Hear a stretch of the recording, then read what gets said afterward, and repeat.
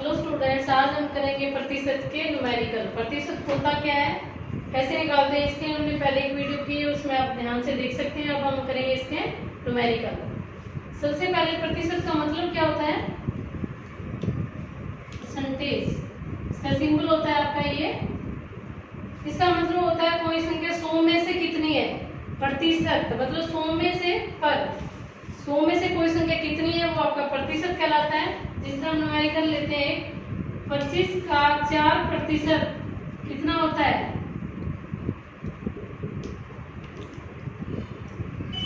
25 का 4% कितना होता है। किसी संख्या का प्रतिशत निकालना है तो हम क्या करेंगे, तो दोनों संख्या का गुणा कर देंगे, या फिर आप फॉर्मूला लिखा दो, a का b प्रतिशत है वो आपका c होता है। का मतलब हमें पता है गुणा होती है, हम लिख देंगे a गुणा b। प्रतिशत को भिन्न बनाना हो तो बटे में 100 बराबर c, मतलब इन दोनों के आप गुणा करोगे तो c का मान आ जाएगा। इसी तरह 25 का 4% निकालना है, हम लिख देंगे 25 गुणा 4% बराबर c x, कुछ मान लो आप, कोई भी वेरिएबल मान लो, उसका मान निकल देगा। तो इन दोनों की गुणा कर दो, 25 गुणा 4 प्रतिशत है, आपको भिन्न बनाना है तो बटे में 100, x का मान आ जाएगा, कट कर दो 4 1, तो x बराबर 1 आ गया। मतलब 25 का 4% आपका 1 होता है। सेकंड क्वेश्चन आपका बिल्कुल बेसिक क्वेश्चन है, किस संख्या का 6% 24 होता है। इसमें इन्होंने पूछा था कि 25 का 4% कितना होता है, इसमें इसने पूछा है किस संख्या का 6% 24 होता है। फॉर्मूला आपका ये लगेगा, a का b प्रतिशत बराबर 100। का मतलब आपका गुणा होता है a गुणा b बटे 100 बराबर c। किस संख्या का हमें नहीं पता तो हम बोल देंगे x का 6% 24 होता है। इसी ने बोला है ना कि किस संख्या का 6% 24 होता है, तो हम बोल देंगे x का 6% आपका 24 होता है। का मतलब गुणा होता है, गुणा कर दो, 6% है बटे में 100 लिख दो, क्योंकि हम इसको भिन्न बना लेते हैं, बराबर 24। x का मान निकालना है, 100 उधर ले जाओ, गुणा में हो जाएगा, 6 आपका भाग में हो जाएगा, कट कर दो, ये आ गया आपका 400। तो वो संख्या कितनी आ गई, 400 आ गई। 400 का 6% आपका 24 हो गया। तीसरा क्वेश्चन आपका 350 का कितना प्रतिशत 21 होता है।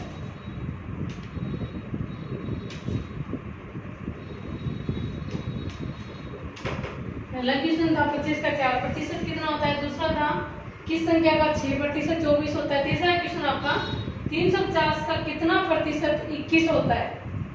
कितना प्रतिशत हमें नहीं पता किस संख्या का, हम उसको x मान लेंगे कि 350 का x प्रतिशत 21 होता है। जो भी आपको निकालना है उसको आप x मान लो, और फॉर्मूला यही रहेगा कि a का b प्रतिशत बराबर c। का मतलब गुणा, दोनों की गुणा करो, प्रतिशत को भिन्न बनाओ, बटे में 100 बराबर c। ये फॉर्मूला आपको अप्लाई करना है, चाहे आपको a निकालना हो या फिर b निकालना हो या फिर c निकालना हो। तीनों में से कोई दो दिए होंगे, आपको तीसरा निकालना है। जिस तरह इसमें देखो a दे रखा है, c दे रखा है, आपको b निकालना है। या फिर पहले क्वेश्चन में a b दे रखे थे, c निकालना था, दूसरे क्वेश्चन में a निकालना था, b c दे रखा था, तीसरे क्वेश्चन में a c दे रखा है, आपको b निकालना है। फॉर्मूला ये लगेगा 350 का x प्रतिशत मतलब गुणा कर दो, x बटे 100 बराबर 21। x का मान निकालना है हमें, 21 गुणा 100 या भाग में दे, उधर जाके गुणा में हो जाएगा, बटे में 350 देखो यहाँ गुणा में है, इधर आके आपका भाग में हो जाएगा, कट कर दो इसको, 7 पे 7 21, 7 5 35, 2 पे 6, तो x बराबर 6। तो 350 का 6% है वो आपका 21 होता है। तो ये कुछ बेसिक न्यूमेरिकल है प्रतिशत के, जो आपको आने चाहिए। बहुत सिंपल है, सिर्फ ये फॉर्मूला आपको लर्न करना है, a का b प्रतिशत बराबर c। इनमें से कोई भी दो वेरिएबल दिए होंगे, आपको तीसरा निकालना है, ठीक है। नेक्स्ट क्वेश्चन आपका, एक आदमी अपनी आय का 15% कृषि पर, 21% परिवार में और 24% पढ़ाई पर खर्च करता है, और शेष उसके 360 रुपये बचते हैं। तो आदमी की कुल आय ज्ञात कीजिए। हमें बताना है कि उस आदमी कुल कितनी आय थी जिसमें उसने इतने खर्च किए और 360 रुपये बच गए। सबसे पहले तो हम उसके खर्च देख लेते हैं, किस किस पे खर्च करता है वो। कृषि, परिवार और पढ़ाई।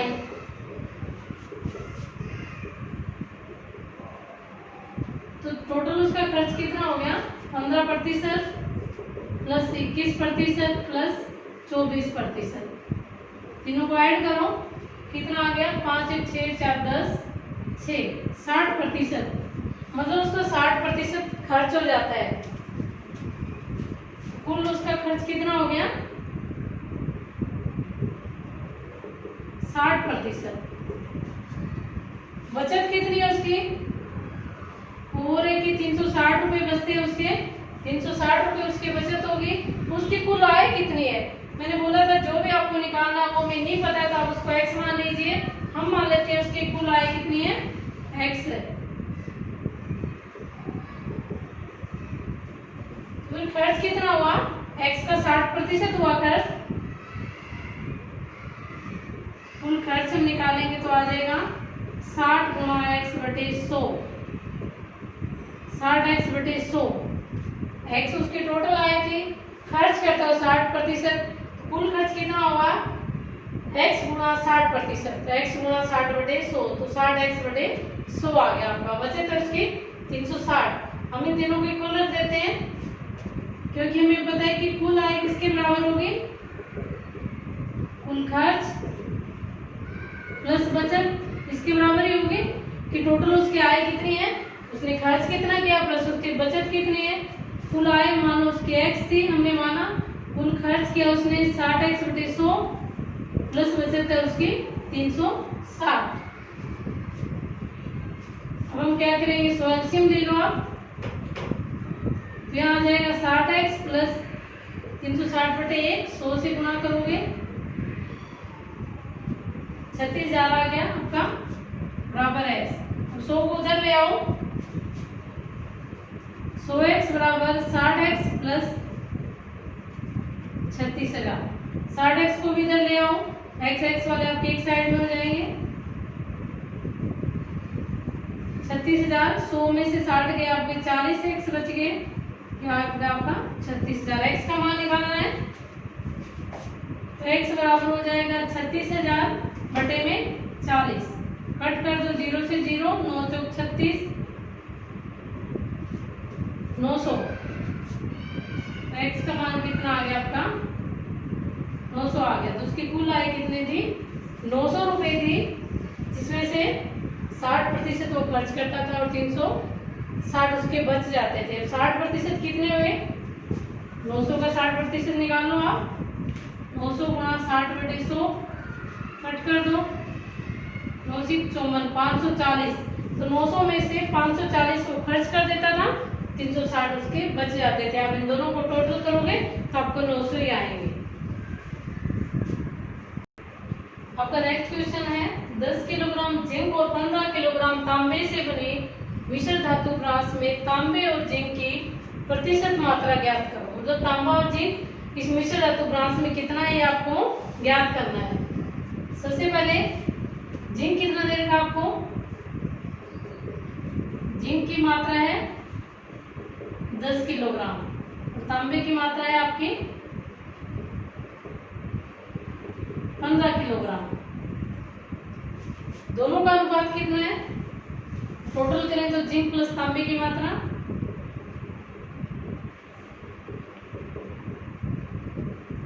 दोनों का जोड़ हो जाएगा आपका 10 प्लस 15, टोटल आ गया आपका 25 किलोग्राम।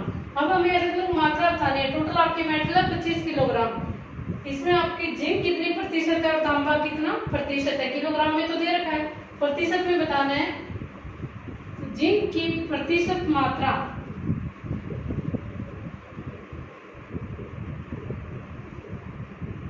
जिंक की प्रतिशत मात्रा, जिंक है कितना 10 किलोग्राम, टोटल आपकी धातु है 25 किलोग्राम। प्रतिशत निकालना, आप 100 से गुणा कर दीजिए और इसको कट कर दीजिए, 25 चौके 100, 40%। तो जिंक कितना आपका 40% है तांबा कितना बच गया, तांबे की प्रतिशत मात्रा निकालो।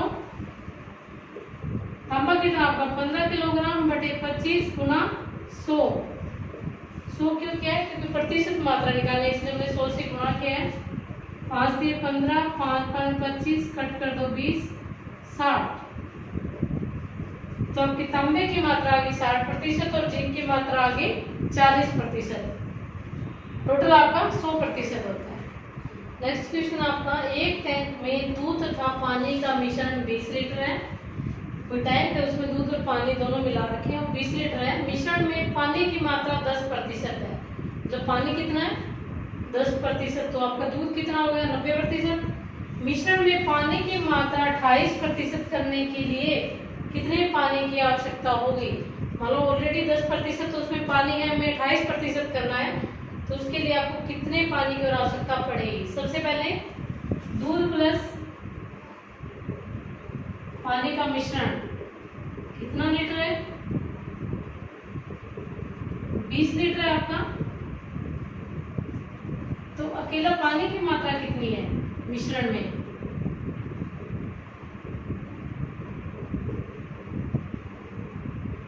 मिश्रण में पानी की मात्रा कितनी होगी, 20 का 10% निकाल दो, 20 लीटर टोटल है, 10% बटे 100 कट कर दो, 2 लीटर आ गया। तो मिश्रण में पानी कितना है आपका 2 लीटर। नए मिश्रण में पानी की मात्रा कितनी होनी चाहिए, नए मिश्रण में पानी की मात्रा 28%। तो फिर नए मिश्रण में दूध की मात्रा कितनी होगी, टोटल आपका 100% होता है, 28 पानी हो गया, तो 100 में से 28 माइनस कर दो, वो आपके नए मिश्रण में दूध की मात्रा आ जाएगी। 100 माइनस 28 अभी कितने आ गई 72%। तो नए मिश्रण में पानी होगा आपका 28% और दूध की मात्रा होगी 72%। पहले क्या था, पानी की मात्रा 10% थी, तो आपकी दूध की मात्रा 90% थी। अब अगर दूध की मात्रा मिश्रण में 72% है, वो तो पानी की मात्रा कितनी होगी, यदि दूध आपका 72% है तो पानी आपका 28% होगा। अगर दूध की मात्रा 1 हो तो पानी की मात्रा कितनी होगी 28/72। दूध की मात्रा 18 लीटर हो तो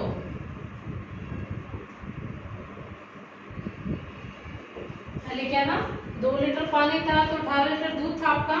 तो दूध की मात्रा 18 लीटर हो तो पानी की मात्रा क्या होगी, इसे गुणा कर दो, 28 गुणा 72 गुणा 18, कट कर दो इसको, 4 पे कट हो गया, 18 चौक 72, 4 7 28, 7 लीटर। ये दूध की मात्रा 18 तो पानी कितनी आ गई 7 लीटर। ऑलरेडी इसमें कितना है 2 लीटर, तो कितना पानी और चाहिए हमें एक्स्ट्रा 28% बनाने के लिए, कितने पानी की आवश्यकता होगी, माइनस कर देंगे हम। टोटल हमें 7 लीटर पानी चाहिए, 2 लीटर हमारे पास ऑलरेडी है, इसमें 2 माइनस कर दो तो 5 लीटर। तो नए मिश्रण को 28% बनाने के लिए आपको 5 लीटर पानी और चाहिएगा। बहुत सिंपल सम होते हैं, आपको सिर्फ स्टेटमेंट ध्यान से पढ़नी है और उसके बाद हल करना है। तो हमें 5 लीटर पानी और चाहिए मिश्रण को 28% बनाने के लिए। नेक्स्ट क्वेश्चन आपका, एक परीक्षा में पास होने के लिए विद्यार्थी को 40% अंक चाहिए, पर 30 अंक प्राप्त करने के बावजूद 30 अंकों से फेल हो जाता है, तो परीक्षा में कुल कितने अंक थे। मतलब किसी परीक्षा को पास होने के लिए उसको 40% अंक चाहिए होता है, उसने 30 अंक ले लिए, फिर भी वो 30 अंकों से फेल हो गया, तो आपको बताने की परीक्षा कितने कुल अंकों की थी। तो प्राप्त अंक कितने हैं उसके 30, फेल हुआ कितने अंकों से,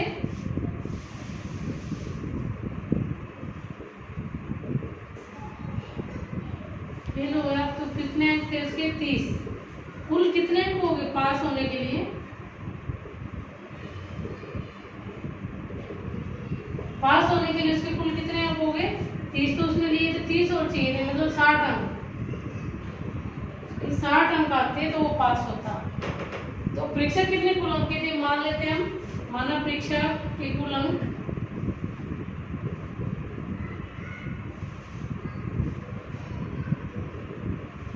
100। मान लो आपके परीक्षक 100 अंकों के थे, तो पास होने के लिए प्राप्त अंक चाहिए आपको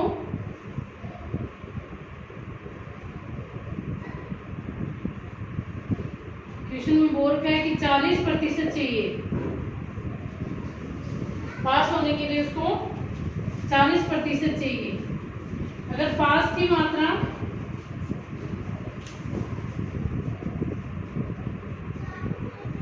40 हो तो कुल अंक,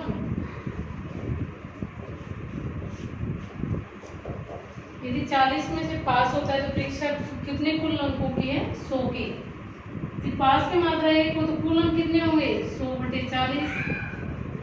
अगर पास की मात्रा 60 हो तो कुल अंक कितने होंगे 100/40 गुना 60। कट कर दो इसको, 25 पे कट गया, 25 24 100, 25 के 150। तो उसकी परीक्षा कितने अंकों की थी 150 अंक की थी कि प्राप्त अंक उसने 30 किए थे, फिर भी वो फेल 30 अंक से हुआ था क्योंकि पास होने के लिए 40% चाहिए था। अब 150 का 40% निकालोगे तो 60 आएगा। तो उसकी कुल परीक्षा के अंक 150 थे। हमने 100 माना, पास होने के लिए 40% चाहिए था तो 40 आ गया। यदि पास की मात्रा 40 हो तो कुल अंक आपके 100 होंगे। तो एक हो तो 100/40, 60 अंक हो तो 100/40 गुना 60, कट कर दिया आपका 150 आ गया। तो 150 अंक की उसकी परीक्षा थी। तो ये आपके परसेंटेज के न्यूमेरिकल थे, उनको आप ध्यान से करना और वीडियो को ध्यान से सुनना।